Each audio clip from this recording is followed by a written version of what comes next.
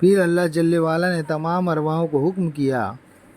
کہ اب اس صورت محمد صلی اللہ علیہ وسلم پر نظر کرو۔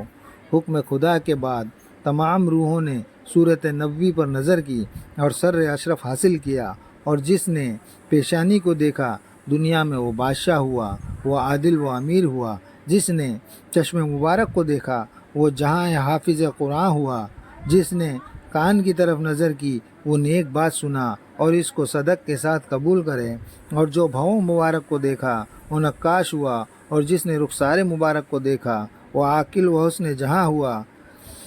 جو بینی مبارک کو دیکھا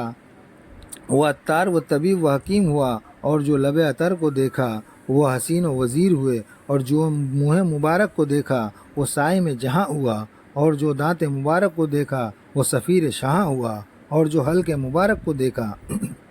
وہ یہاں وائز یا مؤذن ہوا، اور جو دیکھا ریش نبی کو وہ مجاہد ہوا، اور جو گردن ہتھر پر نظر کیا وہ تجارت کا پیشہ اختیار کیا، اور جو دونوں منڈوں پر نظر کیا وہ صاحب شمشیر ہوا، اور جو بشر سیدھے منڈے کو دیکھا وہ سنگیاں لگاتا ہے، اور جو اس کے کف راست کو دیکھا وہ نیک نام ہوا، اور جو دیکھا دونوں ہاتھوں کو وہ دنیا میں سخی و کریم ہوا، اور جو دیکھا ظاہر دست میں وہ رنگریز ہوا۔ دلشت چپ کو جو کوئی دیکھا وہ دنیا میں نعیم و نبیل ہوا، اور جو کوئی انگلیوں کو دیکھا وہ راکم و کاتب ہوا، اور جو دیکھا پیٹھ چپ و راست انگلیوں اور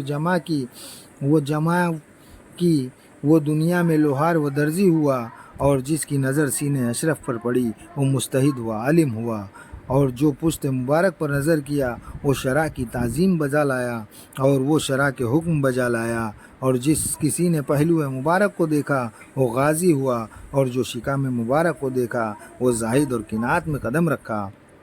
اور جو دونوں زانوں کو دیکھا وہ راقع و ساجد ہوا، اور پاؤں کو دیکھا وہ شکاری ہوا، اور جو تلووں کو دیکھا وہ ماشی ہوا، اور جو دیکھ کر منہ پھیر لیا وہ یہود و نصار ہوا، اور جو نظر اس پر نہیں کیا وہ دعویٰ خدائی کا کیا۔ ایک اور روایت میں ہے کہ اللہ جل وعلا نے نور محمد صلی اللہ علیہ وسلم کے واسطے 1,00,000 برس آگے 12 حجاب بنائے،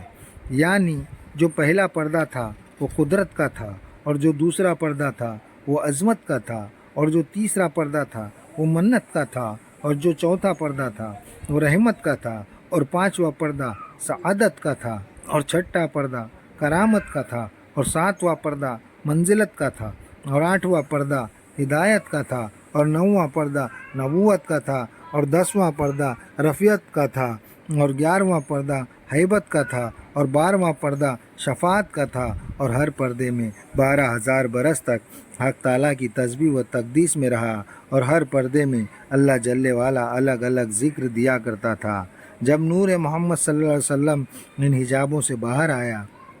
تب اللہ جل وعلا نے اس نور کو 10 ہجر سمجھ عطا کی۔ پہلی شفاعت، دوسری نصیحت، تیسری شکر، چوتھی صبر، پانچویں سخاوت، چھٹی انابت، ساتویں دریائے یقین، آٹھویں حلم، نویں قناعت، اور 10ویں محبت۔ ہر ہجر سمجھ میں وہ نور 1,000 برس تک اللہ جل وعلا کی تسبیح و تقدیس کرتا اور اللہ جل وعلا کی یاد میں غرق رہتا۔ پر محبت کی منزل میں جب پہنچا اللہ جل وعلا کا ذکر 10,000 سال تک کیا۔ ہر ہجر میں اس کا اسم جدا جدا تھا، پر جب ہجر محبت کا آیا اللہ جل وعلا نے اس میں ایک نور کا فرش بچھا دیا۔ وہ اتنا بڑا تھا کہ 7 زمین اور 7 آسمان سب اس میں آ جائیں، اس سے بھی کئی بڑا تھا جس کا اندازہ بھی نہیں لگایا جا سکتا۔ نور کے اس عرش پر 7 مقام تھے۔ پہلے مقام میں توحید، اور دوسرے مقام میں معرفت حق، اور تیسرے مقام میں ایمان، اور چوتھے مقام میں اسلام، اور 5ویں مقام میں خوف اور رجا، اور چھٹے مقام میں شکر اور صبر، اور 7ویں مقام میں محبت۔ ہر مقام میں